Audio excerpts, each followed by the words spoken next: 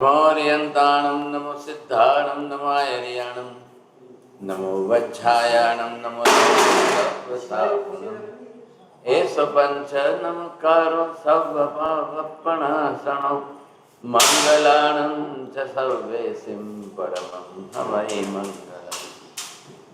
जय जगदेव जोड़ी वेयाणो जगगुरु जगानंदो जगन्नाथो जगबंधु जय जगप्रिया महोदयम्।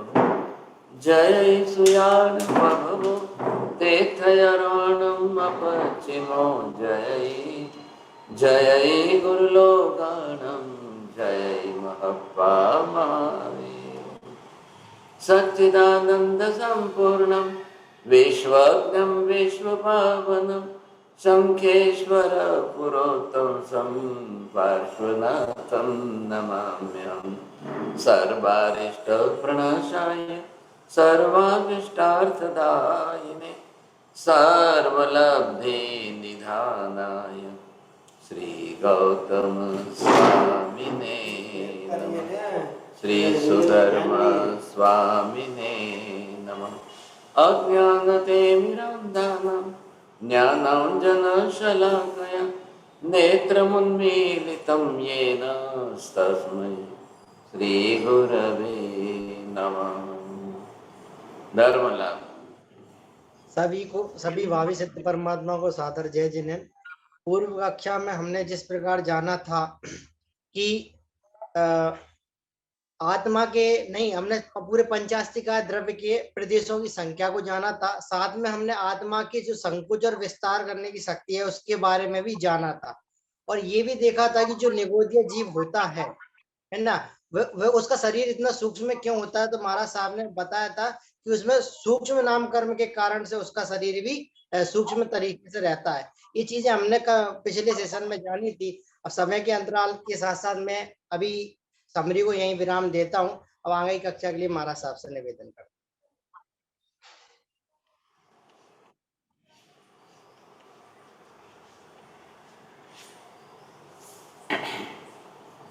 आज का विषय हमने लिया है कि पंच महाभूत ये क्या है।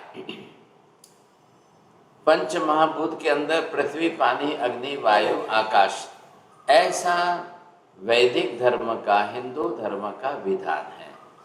हिंदू धर्म ने अर्थात वैदिक संस्कृति के आधार पर उन्होंने पृथ्वी, पानी, अग्नि, वायु में किसी में जीव नहीं माना है। वो इसमें जीव नहीं मानते हैं। अब आज हम ये सिद्ध करना जा रहे हैं कि ये सभी जीवात्मा हैं। बिना आत्मा के इनका भी कोई अस्तित्व नहीं रह सकता है। बिना आत्मा के इनका भी शरीर बन ही नहीं सकता है। तो आज हमने ये विषय लिया कि आखिर पंच महाभूत है तो क्या है ऐसा, इनको भी हम समझ लेते हैं तो ख्याल आ जाएगा। तो यहाँ पर जो है पहली बात हम ये सोच लें कि आखिर ये शब्द लगाया, ये शब्द भी लगाया है, भूत है क्या। आप पहले ये सोचिए भूत शब्द का अर्थ क्या करना है। हाँ जी बोलिए साहब, महेंद्र भाई ख्याल आपसे।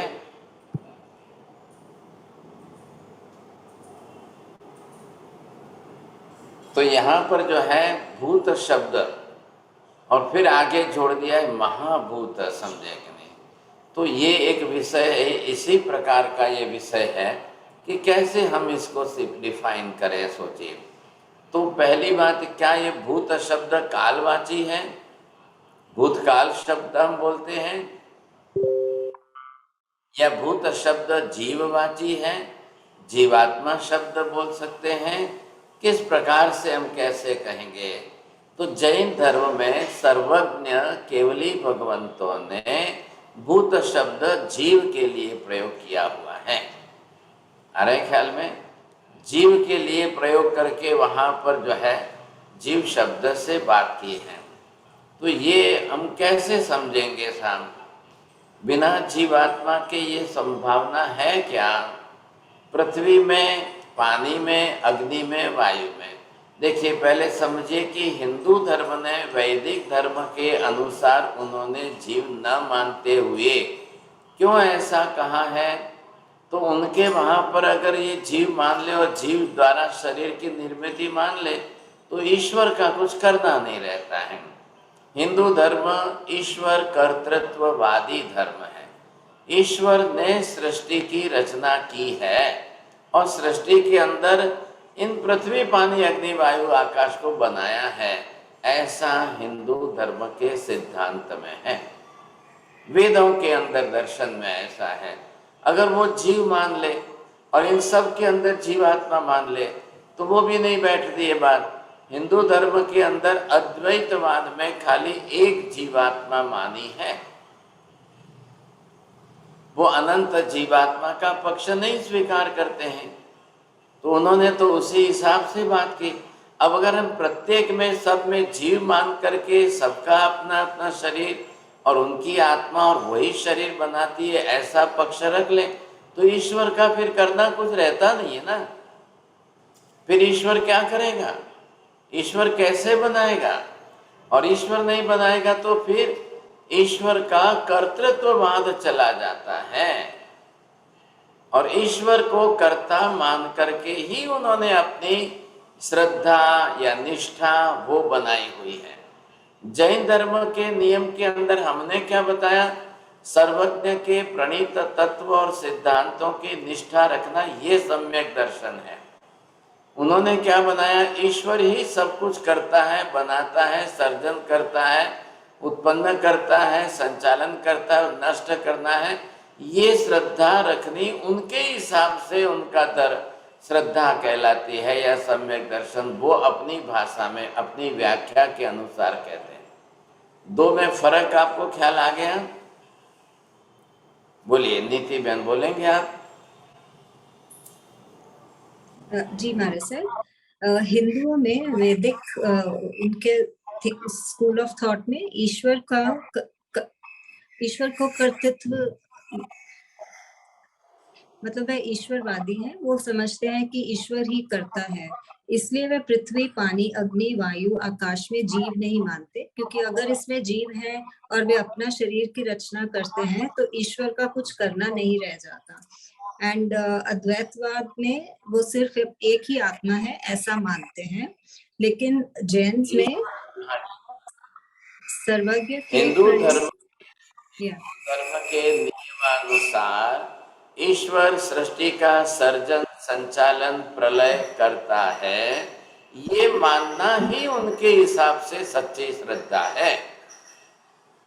एक शॉर्ट फॉर्म के अंदर एक सेंटेंस में आ गई बात। वो क्या मान रहे हैं, उनकी मान्यता क्या है, और केवल ही भगवंतों ने बताए अनुसार तत्व व्यवस्था सिद्धांत व्यवस्था को स्वीकार करना मानना, ये जैन धर्म के अनुसार सम्यक दर्शन है। तो जैन धर्म के अंदर तो महावीर स्वामी ने साफ कह दिया कि भाई पृथ्वी पानी अग्नि वायु वनस्पति आकाश आदि कुछ भी बनते नहीं है, मतलब ईश्वर निर्मित नहीं है, ईश्वर का सर्जन नहीं है।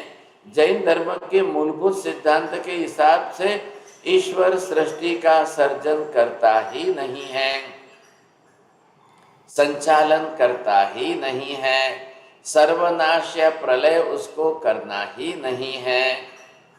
आ गई बात समझ में? तो बिल्कुल कॉन्ट्रास्ट देखिए, विरोधाभास जो है वो देखिए, आया ख्याल में? तो वो उन्होंने अपने हिसाब से ये बात पकड़ के रखी है। अगर आप ये कह दो कि सभी जीवात्मा हैं तो अनंत जीवात्मा हो जाएगी, पृथ्वी पानी वनस्पति आयु। अब इतनी अनंत जीवात्माएं सब अपना निर्माण करती है तो ईश्वर को करना क्या है? फिर ईश्वर किस काम करेंगे? फिर ईश्वर कुछ भी नहीं करेंगे तो ईश्वर कर्तृत्ववाद चला जाएगा। ये बात उनका है कि ये अगर ईश्वर कर्तृत्ववाद उड़ जाता है तो उनके हिसाब से उनकी श्रद्धा उनकी निष्ठा सब उड़ जाती है। फिर आ रही है बात ध्यान में? इसलिए अगर ये हिंदू धर्म के वेद वेदांत के अनुसार उनके मत पंथ संप्रदाय भले कितने भी हो, लेकिन सबका एक मूल तो निश्चय यही है कि ईश्वर ही सृष्टि का सर्जन करता है, संचालन करता है, प्रलय करता है। इसी धारणा को, ईश्वर कर्तृत्ववाद को ही इस्लाम में माना है। ईश्वर कर्तृत्ववाद को ही उन्होंने क्रिश्चियन धर्म के अंदर माना है। एक तरफ ये सब ईश्वर कर्तृत्ववादी हो गए, इसलिए वो किसी में आत्मा को स्वीकार ही नहीं करते। अब वो आत्मा को स्वीकार करे और आत्मा में कर्ता भाव लाए और आत्मा ही कर्मानुसार सब कुछ बनाने लग जाए तो ईश्वर कर्तृत्ववाद उड़ जाता है। तो फिर वो तो बोलते हैं हम भी सब जैन हो जाएंगे, फिर हमारा स्वतंत्र अस्तित्व ही नहीं रहेगा। आ गई बात ध्यान में? चौरडिया जी ध्यान से समझिए। हम लोग अगर जैन को भी अगर हम हिंदू गिनते हैं या हिंदू कहते हैं तो not from the religious view point, we are also Hindu no doubt, because of we are just staying in the country of the Hindustan. Hindustan में रहने के कारण हम हिंदू कहलाए वो एक अलग बात हो गई देश के आधार पर, लेकिन हिंदू धर्म के सिद्धांतों को मानने वाले नहीं है, वो अलग विषय हो गया। अरे ये बात समझ में, अंदर से दिमाग में बात में क्लियर कट समझ के रखिए। कल आप भी बोलेंगे साहब हाँ हम भी हिंदू है, हिंदू तो है ये, कोई ना थोड़ी है साहब। हिंदुस्तान में रहने वाला प्रत्येक व्यक्ति हिंदू कहलाएगा। अब वो अपने अपने धर्म से कोई कुछ भी हो, लेकिन देशवासी नागरिक होने के नाते जब नाम ही देश का हिंदुस्तान पड़ा है, भारत पड़ा है, तो हम हिंदू कहलाने में कोई ना नहीं है। वो देश के दृष्टि से हमारे पास तो नयवाद है ना, हम नयों के आधार पर चले तो बिल्कुल सही है, कोई गलत नहीं है। लेकिन अब आई बात धार्मिक मान्यता, सिद्धांत मान्यता, शास्त्र श्रद्धा, वो हमारी ये है कि हमने जैन धर्म के अंदर पृथ्वी, पानी, अग्नि, वायु को, आकाश को भी ईश्वर निर्मित नहीं माना है, ईश्वर का सर्जन नहीं है, ये अनंत जीवों का सर्जन है। आ रही है बात ख्याल में? अब कुरान में चले जाइए तो इस्लाम के अंदर तो ये कह दिया, अल्लाह ने शब्द प्रयोग कर दिया कुंद, हो गया निर्माण। अल्लाह जो आए उन्होंने शब्द प्रयोग कर दिया कि कुंद, तो हो गया, पृथ्वी बन गई, पानी बन गया, आकाश बन गया, वायु बन गया। अब ये कैसे बना? बना तो कैसे बना? शब्द उच्चार करने से हो गया, तो प्रोसेस क्या होगी, प्रक्रिया क्या होगी, बनेगा तो कैसे बनेगा?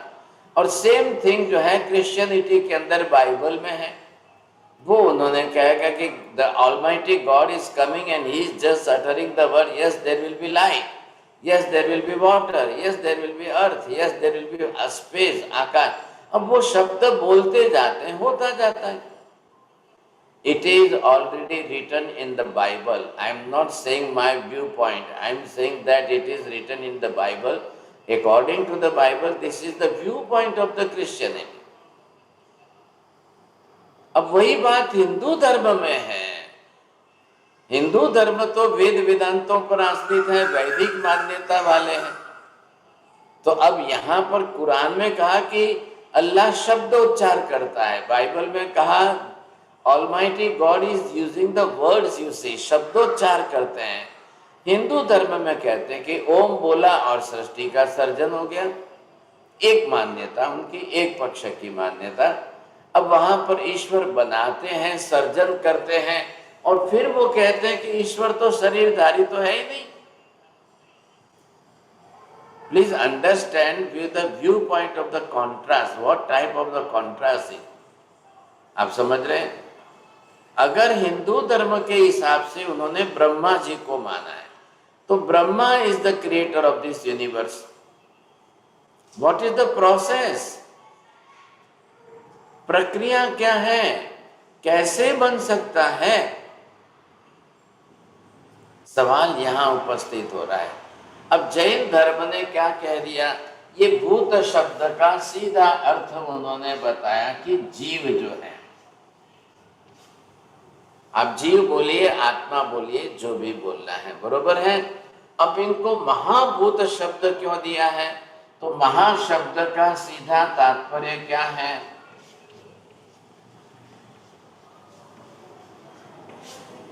जो व्यापक रूप में है, विस्तार के रूप में है। अब आप पंच महाभूत, अब महाभूत शब्द का अर्थ जोड़िए। व्यापक रूप से विस्तार से सर्वत्र जो है वो पृथ्वी पानी अग्नि वायु आकाश है। जैसे आकाश जो है संपूर्ण लोक में फैला हुआ है, वैसे ये भी फैले हुए पृथ्वी पानी अग्नि वायु आकाश आदि। इसलिए महाभूत शब्द दे दिया। तो जी वहां पर शब्द तो आएगा तो भूत ही आएगा। तो भूत शब्द का प्रयोग करके अब महाशब्द जोड़कर एडजेक्टिव के रूप में जोड़ करके बताया है। तो ये जो विस्तार बताया है, इतने विस्तार के आधार पर जो विस्तारित किया है उससे हमको ख्याल आएगा। अब पूरे चौदराज लोक के अंदर चले जाइए, आकाश तो जीव नहीं होता है। गणना में दोनों का ध्यान रखिए। हिंदू धर्म की वैदिक गणना के आधार पृथ्वी पानी अग्नि वायु और आकाश को महाभूत कहा है। जैन धर्म के सिद्धांत के आधार पर पृथ्वी पानी अग्नि वायु वनस्पति को जीव कहा है। आकाश जीव नहीं है, आकाश अजीव तत्व है। वो पंचास्ती काय में हमने जो सीखा है वहां पर जो है तो जीवास्ती काय, धर्मास्ती काय, अधर्मास्ती काय, आकाशास्ती काय और पुद्गलास्ती काय। तो वहां आकाश अजीव है, आकाश को महाभूत नहीं कह सकते हैं। इन्होंने यहाँ पर आकाश को महाभूत के अंदर लेकर के साथ में पृथ्वी पानी अग्नि सबको जोड़ दिया।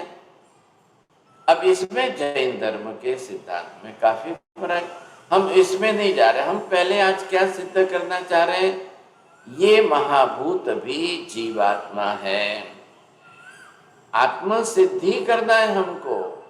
पृथ्वी में जीवों की आत्मा की सिद्धि, पानी में आत्मा की सिद्धि, अग्नि में आत्मा की सिद्धि, वायु में आत्मा की सिद्धि, वनस्पति में आत्मा की सिद्धि। ये कैसे होगी? तो बेसिक मूल वस्तु हमने क्या स्वीकारी है? अब मूल वस्तु जो हमने स्वीकारी है वो इससे हमको ये ख्याल आ जाएगा, अनंत जीवात्मा। अनंत जीवात्मा जो है ये जैन धर्म का मूल सिद्धांत आ गया। और एक ही आत्मा ये हिंदू धर्म का अद्वैतवाद का सिद्धांत आया। तो यहाँ पर हम देखेंगे कि कैसे जो है कितनी व्यापकता है, कितनी विशालता है, ये हमको समझना है।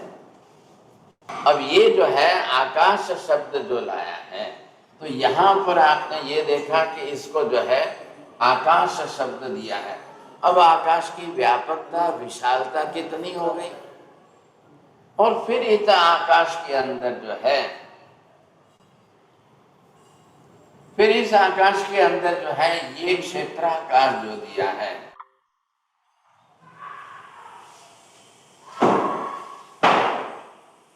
तो विभाजन क्या किया है, ये लोकाकाश, ये लोकाकाश हो गया और ये अनंत आकाश हो गया। तो आकाश व्यापक है, इतना सर्वत्र व्यापक है। अब इतने आकाश के अंदर जो है तो जो है पंच महाभूत तो इतने में है। लोकाकाश के अंदर ही अनंत जीवात्मा है, अलोकाकाश में तो नहीं है, समझे कि नहीं? अब इसमें भी वापिस हम देखेंगे पृथ्वी कहाँ है, पानी कहाँ है, अग्नि कहाँ है, वायु कहाँ है, वनस्पति कहाँ है। तो यहाँ पर आपने देखा कि ये असंख्य पृथ्वियां हैं यहाँ पर। अब इनकी पृथ्वियां देवलोक में हैं, फिर नरक के अंदर 7 पृथ्वियां हैं सब। ये सब पृथ्वी काय हैं। अब पृथ्वी काय का शरीर कैसा होता है? हमारी इस अंगुली का असंख्यातवां भाग जो है, ये हमने अगर अंगुली ली है और इस अंगुली के अंदर हम असंख्यातवां भाग देखें तो इसका टुकड़ा करते करते इतना असंख्यातवां छोटा सा भाग कितना बड़ा हो जाएगा। पृथ्वी काय में सब जीवों का शरीर इतना ही, ये व्यापकता आ गई। अब इतनी व्यापकता के हिसाब से जो है, अब इतनी व्यापकता के हिसाब से जब हम समझेंगे तब ख्याल आएगा। अब पूरे लोक के अंदर इतने जीवात्मा है, इतने जीवात्मा, अनंत जीवात्मा है। पृथ्वी काय में भी अनंत जीवात्माएं, पानी में अनंत जीवात्माएं, वायु में अनंत जीवात्माएं हैं, वनस्पति में अनंत जीवात्माएं, और सभी अपना अपना शरीर बनाएंगे, तभी होगा, नहीं तो नहीं होगा। अब इस स्थिति के अंदर जिस तरह से हम इन अनंत जीवों को पहचानने की कोशिश करें, ख्याल आया कि नहीं, तो ये हमको ख्याल आ जाएगा कि कहाँ जीव, कितने जीव, कैसे जीव, किस तरह से इन सब ने अपना अपना शरीर बनाया है। अब इन सबके शरीरों की रचना का हम आधार देखने जाते हैं।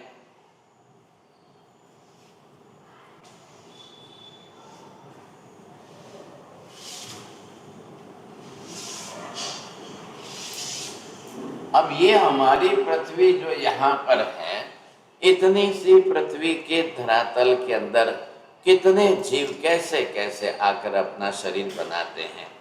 तो पहले शब्द क्या लिया है हमने, ये शब्द जो है ये आया पृथ्वी, और इसके साथ में ये शब्द जोड़ा है काय। यहाँ पृथ्वी काय शब्द का सीधा अर्थ है काया। काया शब्द है शरीरवाची। अब शरीर के हिसाब से जो दिया है तो हमको ख्याल आ जाएगा।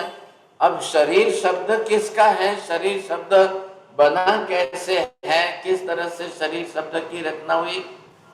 अब यहाँ पर ये सब जगह पर आप देखें कि औदारिक वर्गना के पुद्गल परमाणु, अब ये सब क्या है, अब ये औदारिक वर्गना के पुद्गल परमाणु है। अब ये जीव जो है, ये जीवात्मा अब इन पुद्गल परमाणुओं को लेकर के अब अपना शरीर बनाएगी, शरीर की रचना करेगी, तब एक पृथ्वी काय का शरीर बनेगा। अब पृथ्वी काय, फिर अब काय, फिर देव काय, फिर वायु काय, वन, सबके लिए नियम यही है, हमारे लिए भी नियम यही है। जैसे हमारी आत्मा माता के गर्भ में आई और हमने अपने शरीर की रचना की, हमारा कर्म था पंचेंद्रिय नाम कर्म का, हमने मनुष्य का शरीर बनाया। अब इनका क्या है, एकेंद्रिय का है, तो नाम कर्म की प्रकृति एकेंद्रिय की आ गई और उसमें वापस आ गए स्थावर की। तो ये अपनी तरह से पृथ्वी पानी अग्नि वायु वनस्पति का वैसा शरीर बनाएंगे। बनाना तो इनको भी, हमने भी क्या किया, हमने माता के गर्भ में आकर, हमारी आत्मा ने आकर के औदारिक वर्गना के पुद्गल परमाणु लेकर हमने अपना शरीर बनाया, तो ये भी अपना शरीर बना रहे। अब इनके अंदर पृथ्वी काय को अपना शरीर बनाने के लिए ये 7 लाख जो है अलग अलग प्रकार की उत्पत्ति योनियां हैं। इनका भी वर्ण गंध रस स्पर्श आदि के हिसाब से शरीर बनेगा। अब कोई पत्थर का बनेगा, मिट्टी का बनेगा, धातुओं का बनेगा, रत्नों का बनेगा, उपरत्न का बनेगा। अब मिट्टी के प्रकार कितने देखेंगे आप, पत्थरों के प्रकार कितने देखेंगे, रत्नों के प्रकार कितने देखेंगे, धातुओं के प्रकार। अब 7 लाख है ना, तो 7 लाख के अंदर कितने प्रकार आएंगे। अब 7 लाख जीवों की संख्या मत गिनना, 7 लाख जीव पृथ्वी काय के जीवों को अपने अलग अलग प्रकार के शरीर बनाने की रचना है, ये ध्यान में रखिए आप। वो उनको अपने अपने शरीर बनाने के लिए कैसा है तो जीवों की संख्या कितनी अनंत है। अब वो अपने शरीरों की रचना करें, समझेंगे नहीं, तो उनको भी जो है खान में ही जाना पड़ता है। खदान के अंदर जाकर सोने के जीव वो अपने शरीर रचना करेंगे, चांदी के जीव वो अपने शरीर रचना करेंगे, उनको भी पत्थर के अंदर जो है सब प्रकार से अपने अपने शरीरों की रचना करनी पड़ेगी, तभी जा करके बनेगा, नहीं तो नहीं बनेगा। अब इस तरह से आप देखेंगे तो ये यहाँ पर आपको अलग अलग जो दिखाए जा रहे हैं, इनके अंदर जो है किसमें पृथ्वी के जीव कैसे आते हैं, पानी के जीव कैसे। अभी हम पृथ्वी काय को देख रहे हैं। पृथ्वी काय में मैंने डिवीजन आपको बता दिया, all types of stones, all types of जो है क्रिस्टल्स, ऑल टाइप्स ऑफ जो है semi precious stones, all types of precious stones, all types of जो है सैंड आप देखेंगे, मिट्टी देखेंगे। अब इतने पहाड़ों के पहाड़ आप देख रहे हो, कितने पहाड़ हैं, कितने पहाड़ हैं, everywhere the different types of mountains. अब वो जो सारे आ रहे हैं तो कितने जीव हो गए।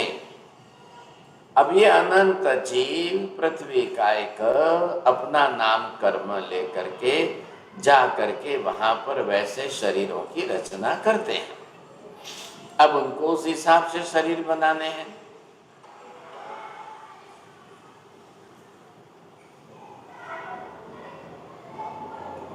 तो वो भी जो है अब उनको उत्पत्ति स्थान है 7 लाख के।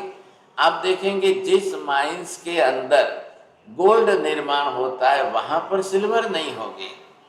जिस माइंस के अंदर गोल्ड निर्माण होता है वहां पर जो है दूसरी मेटल नहीं बनेगी इसमें। तो यहाँ पर आप देखेंगे कि stones, all different types of stones जो है, अब उसमें कितने पत्थर कहाँ कैसे बनते हैं हमारा तो हाँ जी। तो ये जो आप देखेंगे इसके अंदर अलग अलग टाइप के कितने वेरिएशंस जो है आपको दिखाई दे रहे हैं।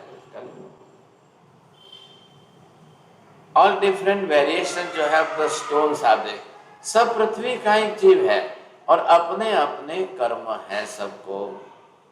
अब कर्म तो कौन सा है, नाम कर्म की प्रकृति। अब नाम कर्म के अंदर क्या आ रही है, वर्ण गंध रस स्पर्श। अब किसको वर्ण कौन सा मिला है, गोल्ड को देखिए कलर कौन सा मिला है, स्टोन को कलर कैसा मिला है।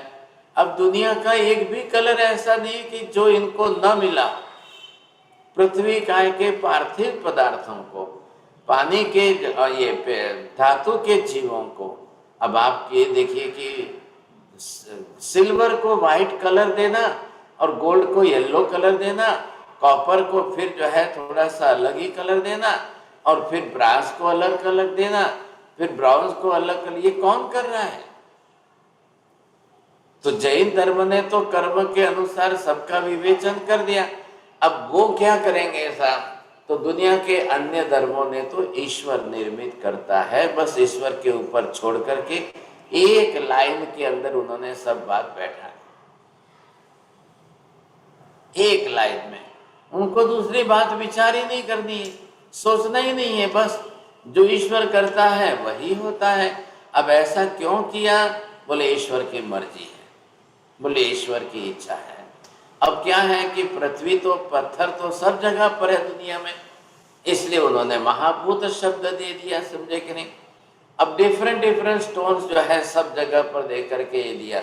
अब आप अफ्रीका में चले जाइए, साउथ अफ्रीका में चले जाइए, वहाँ की खदानें आप देखेंगे, वहाँ की माइंस के अंदर कितने वेरिएशंस है।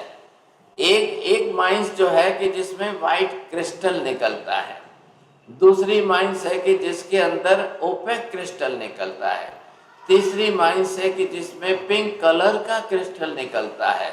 तो पिंक कलर के स्टोन के अंदर आप देखेंगे, आपको पता चले, उसको बोलते हैं रोज क्वार्ट्ज। तो ये क्यों है, ये भी क्रिस्टल है, वो भी क्रिस्टल है, वो भी क्रिस्टल है। ओपेक के अंदर ट्रांसपेरेंसी नहीं है और ट्रांसपेरेंट के अंदर जो है बिल्कुल लग रहा है। तो ये जो है अब साइंस के पास भी इसके कोई उत्तर नहीं है, मॉडर्न साइंस के पास इसके कोई उत्तर। हाँ जी, ये आप देखेंगे ये माइंस जो है इसके अंदर गोल्ड तैयार होता है। देखिए गोल्ड कोई किसी ने मशीन में नहीं बनाया है ऐसा। आप ये देखेंगे माइंस है, एक आदमी अंदर खड़ा है और वो ब्रेकिंग करके तोड़ करके वहाँ से सारा निकालता है। पहले जाकर के लाइट डालते हैं फ्लैश लाइट से, तो फ्लैश लाइट से जो है वो उनको वहाँ पर चमकती हुई येलो कलर की लाइट सामने रिस्पॉन्स देती है, तब उनको पता चलता है कि यहाँ की मिट्टी के अंदर ये गोल्ड है। अब this is the raw form of the gold. आप देखेंगे होते तो कण कण कण कण होते हैं, समझे कि नहीं, लेकिन वो कण कण जो है वो इकट्ठे करके अब उसकी प्रोसेस करेंगे। पहले माइन से निकाल कर ले आएंगे, आकर के फिर उसको प्रोसेस करेंगे। अब उसको भट्ठी में जलाएंगे तो जो है पृथ्वी के तो जल जाएंगे अलग से, अब फिर गोल्ड इकट्ठा हो जाएगा, समझे कि नहीं। अब ये कलर देखिए आप, इसमें डिफरेंट कलर्स आपको दिख रहे हैं, ये सब स्टोन के ही कलर है।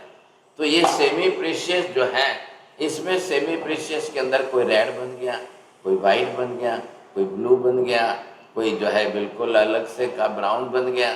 तो ये सब अलग अलग क्यों बन रहे हैं, कैसे बन रहे हैं? तो ये अभी मैं आपको कह रहा हूँ 7 लाख पृथ्वी का है। क्या अब 7 लाख ये संख्या किसकी है? उन पृथ्वी काय के जीवों को जा करके अपना शरीर बनाने के लिए वैसा बनाना है। तो वर्ण, गंध, रस, स्पर्श, अब कौन सा जीव किस कलर को लेगा, कौन सा जीव किस कलर के अलग बनाएगा, तो उसकी माइंस अलग हो जाएगी, उसकी माइंस अलग हो जाएगी, समझे। हाँ, कई ऐसे भी हैं कि जहाँ मिक्स कलर भी आएंगे, तो आप कलर कॉम्बिनेशन भी देख सकोगे, समझे कि नहीं। लेकिन अब पूरी दुनिया के अंदर आप ये जाकर बोलिए, who is the creator of this all types of precious stones and semi precious stones, जो है वो सब बनाने वाला कौन है, करने वाला कौन है? तो वहाँ उन्होंने जो है ईश्वर को दे दिया। Now the Jainism says that each and every one is the living being. अब जो है वो लिविंग बीइंग है, तो जीवात्मा है, इसलिए जो है, नहीं तो उत्पत्ति योनि किसको होती है? ये उत्पत्ति योनि सिर्फ जीव के ही लिए है। पुद्गलास्थि काय के अंदर उत्पत्ति योनि नहीं होती है। पुद्गलास्थि काय अजीव द्रव्य, जड़ द्रव्य है, उसको नहीं होती है, जीव के लिए है। जीव अपनी तरह से शरीर रचना करेगा, सिर्फ उसी के लिए है और किसी के लिए नहीं है। तो ये हम यहाँ पर देख रहे हैं। अब आप ये देखेंगे कि मिट्टी कितने प्रकार की है, variations of the different muds. अब कहीं आपने लाल मिट्टी देखी है, कहीं आपने ब्लैक मिट्टी देखी है, कहीं आपने ब्राउन मिट्टी देखी है, ऑल डिफरेंट कलर्स। अब आप ये देखिए, एक जो है सिर्फ एक सुई ले करके मिट्टी को टच करके उसके ऊपर जो भी on the tip of the needle एक मिट्टी का कण आता है ना, वो भी बहुत बड़ा है, उसके अंदर पृथ्वी काय के जीव हैं। वो जीवात्मा आती है, उस प्रकार के उत्पत्ति स्थान में जाएगी, वो अपना शरीर वैसा बनाएगी। सोचिए, ये आपको यहाँ पर दिख रही है, समझे कि नहीं। ये है मुल्तानी मिट्टी बोलते हैं इसको, जो कई लोगों के काम आती है साहब। अब ये मिट्टी के कण कण कण कण आप देखेंगे, वैसे रॉ फॉर्म में थोड़ा स्टोन जैसा मिल जाएगा। ये देखिए, ये स्टोन फॉर्म टाइप है। अब उसको जो है पीसेंगे, पाउडर बन जाएगा, वो मिट्टी बन जाएगी। आपको सुनकर हैरानी होगी जैन साहब, ये लोग आजकल मिट्टी में येलो कलर डाल करके हल्दी के नाम से, टर्मरिक नाम से बेच रहे हैं क्या? और हम लोग जो है मिट्टी खा रहे हैं। ओरिजिनल हल्दी वनस्पति काय है, पृथ्वी काय नहीं है क्या? लेकिन अब समझने वालों के काम की बात है ना। अब ये मिट्टी वगैरह इसका पाउडर बना करके इसमें सोडा बाइकार्ब वगैरह डाल करके साबुन बना लेते हैं। अब साबुन बना करके फिर उसका यूज कर लेते हैं डिफरेंट टाइप से। तो ये वेरिएशन जो बता रहा हूं मैं आपको, ये वेरिएशन सारा ही जो है किसके कारण? पृथ्वी कायिक जीव है, वो जीवात्माएं हैं। हमको सिद्ध क्या करना है? हम आत्मा सिद्ध कर रहे हैं। क्या लाया? तो महावीर ने, केवल ज्ञानी ने ये शब्द दिया है कि अनंत जीव हैं, वो जा करके अपने अपना शरीर बनाएगा। अब ध्यान रखिए, आलू प्याज की तरह से इधर हम अनंत काय शब्द नहीं कह सकते हैं। आलू प्याज में एक ही शरीर में अनंत जीव है। पृथ्वी काय के अंदर प्रत्येक शरीर में एक एक अलग अलग जीव है। अरे ये बात ख्याल में, सबके अंदर इंडिविजुअल अलग अलग स्वतंत्र स्वतंत्र जीव हैं।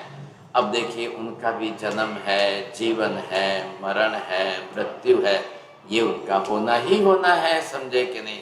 ऐसी स्थिति के अंदर ये सब अनंत जीव अलग अलग प्रकार के जो हम, तो ये फर्क किसका है? तो यहाँ पर अब केवल ज्ञानियों ने, महावीर स्वामी ने तो ये भी बात स्पष्ट कर दी था। तो इसके अंदर आप क्या स्पष्टता समझ पाएंगे? इनके अंदर भी आप देखिएगे, ये क्या है? सभी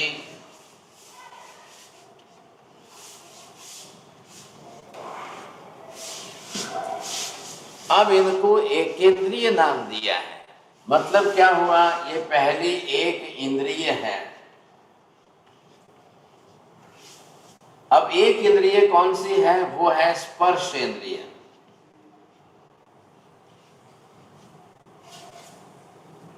अब स्पर्श का मतलब क्या हुआ, अब उनको जिस तरह से स्पर्श का ज्ञान होता है, तो ऐसे कितने प्रकार के स्पर्श हुए, 8 प्रकार के स्पर्श हुए। ऑल 8 टाइप्स ऑफ स्पर्श, ठंडा है या गर्म है, आइदर इट इज स्निग्ध है या रुक्ष है, स्मूथ है या रफ है, हैवी है या लाइट है, ऑयली है या स्मूथ है, ये 8 प्रकार के स्पर्श से इन एकेंद्रिय जीवों को ज्ञान होता है। इंद्रिय का काम क्या है, इंद्रिय का काम है बाहर से लाकर के आत्मा को ज्ञान पहुंचाना। तो जिस शरीर के अंदर ये पृथ्वी के, पानी के, अग्नि के जीव रहेंगे, वो बरोबर बाहर से लाकर के ज्ञान पहुंचाएंगे। हाँ, सब अभी ठंडा लग रहा है, now it is too cold, very cold, और अब बोलेंगे हॉट है, गर्म है, सब तपाया जा रहा है। ये सब जो है पृथ्वी काय के जीव है। अब सबके शरीर की रचना डिफरेंट डिफरेंट टाइप है, और शरीर की रचना डिफरेंट टाइप होने के कारण, जैसे मैं आपको बोल दूं सॉल्ट, रॉक सॉल्ट। अब रॉक सॉल्ट है तो पत्थर ही है। ध्यान रखिए, रॉक सॉल्ट जो है कोई मैन्युफैक्चरर नहीं है कि इंडस्ट्री में, फैक्ट्री में बन रहा है। उसके भी खान माइंस है, पहाड़ है, वहां से तोड़ तोड़ कर लाते हैं। मार्बल भी तो पत्थर है, लेकिन marble it is not the water soluble. Water पानी में डिजॉल्व होने वाला नहीं है, लेकिन रॉक सॉल्ट ला करके आप पानी में डालो, आप डिजॉल्व हो जाएगा। आप ये देखिए, जिसको हम एलियम बोलते हैं, स्फटिक, ये एलियम बोलते हैं, मतलब स्फटिक, तो वो भी पत्थर फॉर्म में है, सॉलिड फॉर्म का स्टोन है, but that is water soluble. अब वो लाके पानी में डालोगे वो पिघल जाएगा, लेकिन मार्बल नहीं पिघलेगा, कोई दूसरा स्टोन नहीं पिघलेगा। अब ऐसे शरीर की रचना कैसे की है, साइंस तो इस बात को समझ ही नहीं सकता है, विज्ञान के क्षेत्र में ये संभव नहीं है सर। तो ये बातें हमको समझनी है कि कैसे जीव, एक पृथ्वी काय का जीव अपने नाम कर्म की प्रकृति के अनुसार वो जाकर के वर्ण, गंध, रस, स्पर्श सब लेगा। अब उसमें से जो है वो जीव उसमें है, अब उसके अंदर जो जीव है वो 8 प्रकार के स्पर्श का अनुभव कर रहा है, उसको भी लग रहा है, एक्सपीरियंस हो रहा है अंदर। इंद्रिय किसको है, जड़ को, पुद्गल को इंद्रिय नहीं होती है, सिर्फ और सिर्फ जीवात्मा को ही इंद्रिय है। वो जीवात्मा जिस शरीर में जाएगी वैसा शरीर बनाएगी, उसको स्पर्श इंद्रिय रहेगी, वो स्पर्श से अनुभव करेगा, उसको ज्ञान होता है। ये विशेषता है, क्योंकि जीवात्मा तो बिना ज्ञान की तो है ही नहीं, कोई आत्मा बिना ज्ञान की तो नहीं है। हाँ, ये जरूर है कि उनका आवरणीय कर्म है, समझे। अब वो आवरणीय कर्म के कारण है। लेकिन अब आपने ये देखा कि अगर ये एक स्टोन बना है, अब इसका भी, इसका अपना जो है, ये इंद्रिय आ गई इसकी। अब ये इंद्रिय सबके साथ में जुड़ी हुई है। अब इसकी लाइफ है, लाइफ स्पान है, इसका आयुष्य है, इसका जन्म है, इसका मरण है, ये जीवन जिएगी साहब। तो हमारे यहाँ तो सबसे बड़ी विशेषता है कि भगवान केवल ज्ञान, उन्होंने केवल ज्ञान के युग से बरोबर बताया कि पृथ्वी काय का आयुष्य कितना होता है, मिनिमम कितना होता है, मीडियम कितना होता है, मैक्सिमम कितना होता है, ये इन्होंने बरोबर बताया है। अब आप सोच लीजिए, समझे कि नहीं। तो पृथ्वी काय का आयुष्य बताया महावीर स्वामी ने, और जैन शास्त्रों के अंदर तो सबका भरा पड़ा है। पृथ्वी काय का आयुष्य, पानी का आयुष्य, अग्नि का आयुष्य, वायु का आयुष्य, वनस्पति काय का आयुष्य, आयुष्य से उनका भी जीवन काल है। अब कौन कितने जीव करेंगे। अब देखिए, पुद्गल को तो कोई आयुष्य होता नहीं, भूतगल तो अजीब जड़ द्रव्य है, उसको कोई आयुष्य नहीं होता है। लेकिन यहाँ इन जीवों को कंपलसरी सबको आयुष्य है। जन्म लिया है खदान के अंदर, खदान मतलब वही उनका पृथ्वी काय का गर्भ है, ख्याल है। उस गर्भ में जाकर जन्म लिया है, उत्पन्न हुए हैं, अब वो जीवन जिएंगे, साहब समझे कि नहीं। अब आपने अलग अलग प्रकार के स्टोन्स उतारे देखे, आप उसको, मनुष्य ने उसको वैल्यू बढ़ाई, वैल्यूएबल प्रीशियस कह करके मनुष्यों ने वैल्यू बढ़ाई। ये डायमंड है, ये क्रिस्टल है, ये जो है सफायर है, ये है, ये सब मनुष्यों ने उसकी वैल्यू बनाई। क्यों बनाई है साहब? कि क्रिस्टल जो है, ये प्रीशियस जो है, वो उनको अपनी लाइफ में काम आ रहा है, तो उन्होंने जो है स्टोन की जो है नंग बनाए, ऑर्नामेंट्स बनाए, ऑर्नामेंट्स के अंदर इसका उपयोग किया, फिर उसकी कीमत बढ़ा दी, क्योंकि बहुत रेयर होते हैं, सब जगह पर तो कॉमन स्टोन तो होते नहीं है साहब, तो इसलिए उन्होंने ज़्यादा वैल्यूएबल बना दिया। लेकिन महावीर स्वामी कह रहे हैं सब पृथ्वी का है। जीवों के शरीर की उत्पत्ति के हिसाब से देखेंगे तो सब पृथ्वी काय वाले हैं, पार्थिव शरीर वाले, उनको उसी तरह से जीवन जीना है। बात पूरी हो गई, समझिए कि नहीं। अब ये जो है, अभी तो हम समझ रहे हैं पृथ्वी काय के, तो इनके वेरिएशन इतने ज्यादा क्यों हैं? पूरी दुनिया के अंदर पृथ्वी काय के इतने वेरिएशन, इसका कारण 7 लाख उत्पत्ति योनियां। तो अलग अलग नामकर्म के हिसाब से जाएंगे तो अलग अलग शरीर की रचना करेंगे। अब वैसे ही 7 लाख पानी की है, वैसे ही 7 लाख अग्नि की है, वैसे ही 7 लाख वायु की है, वैसे ही सबके विभाग में आप देखिए। तो जैन धर्म के नियमानुसार इतने अनंत जीव, और वो अनंत जीव जो है अपने अपने नाम कर्म की प्रकृति के हिसाब से जाकर के शरीर की रचना करेंगे। अब शरीर की रचना करें में तो उनको सबको इतना काल लगेगा ही लगेगा, जीवन जिएंगे सब। जैसे हमारी उत्पत्ति आदि है वैसे उनकी है। मैं आपको ये कहना चाहता हूं कि जिस तरह से आपने देखा है जैन आगम शास्त्रों के अंदर सबके विभाग बताए, उनमें एक आगम के अंदर पहला आगम शास्त्र है आचारांग सूत्र। अब आचारांग सूत्र के अंदर जो है पृथ्वी काय के जीव, पानी के, अग्नि के, वनस्पति काय के जीवों का मनुष्य के साथ में कंपैरिजन करके सब जीवों को बताया। वो भी कैसे जीव है, how to prove that they are the living being, ये विशेषता है आचारांग सूत्र के अंदर। महावीर स्वामी ने इतने व्यापक तरीके से बताई बात, प्रत्येक बात को बताइए। हाँ जी बोलिए शाम। ये मैं कल जो है फिर वापस थोड़ी कंटिन्यू रखूंगा दूसरी क्लास में, क्योंकि अभी सब तो नहीं हो पा रहे हैं आज। लेकिन ये आप पहले कंसेप्ट समझ लो, ख्याल है, इस कंसेप्ट से हमको ख्याल आ जाएगा पृथ्वी, पानी, अग्नि, वायु, वनस्पति ये पुद्गल नहीं है, महाभूत की दृष्टि से इनको हम जीव बता रहे हैं। अब समय हो रहा है, किसी को पूछना है पूछिए साहब, बोलिए।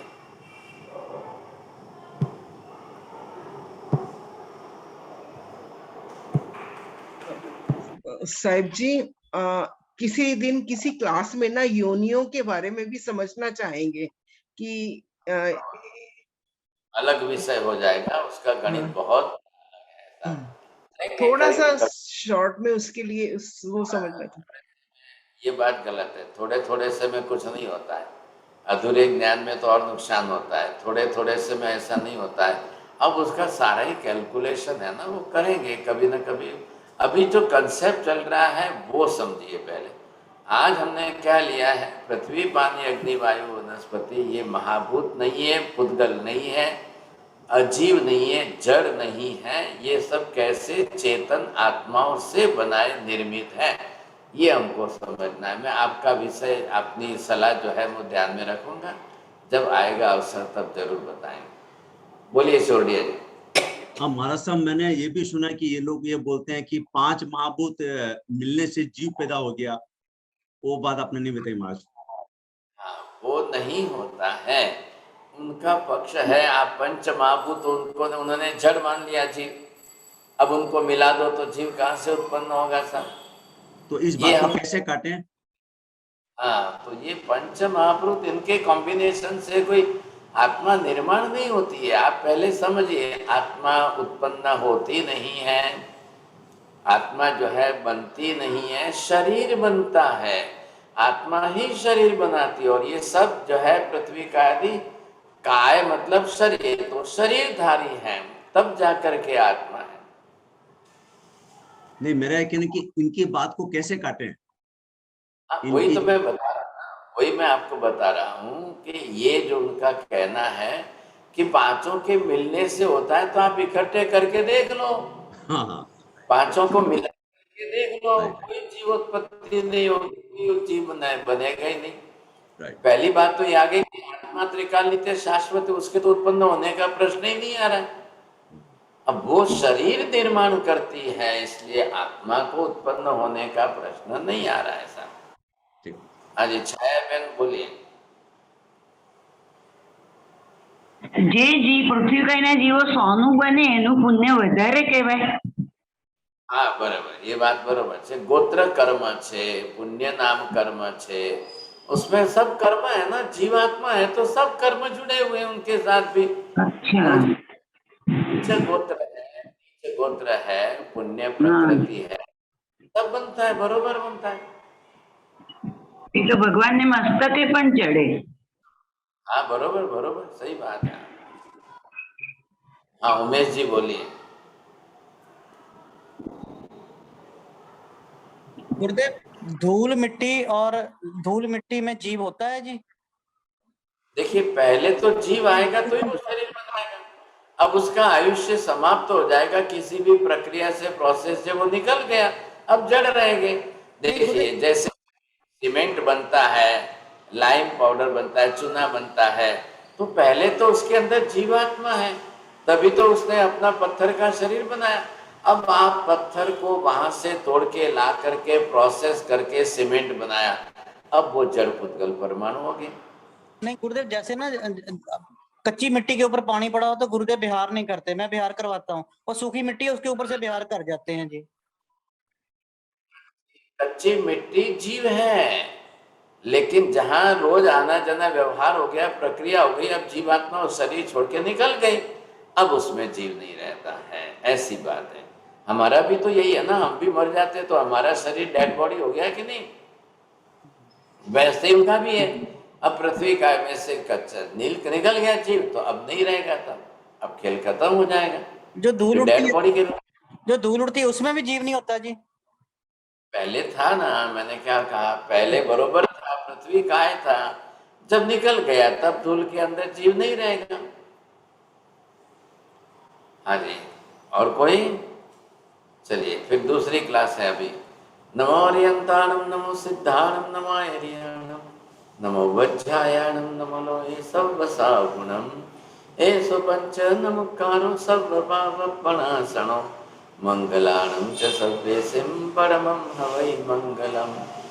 मंगलम भगवान वीरो, मंगलम गौतम प्रभु, मंगलम स्थूलिभद्राद्या जैन धर्मोस्तु मंगलम। चत्तारि मंगलम अरिहंता मंगलम, सिद्धा मंगलम, साहु मंगलम, केवली पन्नतो धम्मो मंगलम। चत्तारि लोकोत्तम, अरिहंता लोकोत्तम, सिद्धा लोकोत्तम, साहु लोकोत्तम, केवली पन्नतो धम्मो लोकोत्तम। चत्तारि शरणं प्रवज्जामि, अरिहन्ते शरणं प्रवज्जामि, सिद्धे शरणं प्रवज्जामि, साहु शरणं प्रवज्जामि, केवली पन्नतं धम्मं शरणं प्रवज्जामि। सर्वमङ्गलमाङ्गल्यं सर्वकल्याणकारणं, प्रधानं सर्वधर्माणां, चैनं जयति शासनम्। धर्म लाभ बहुत बहुत आशीर्वाद।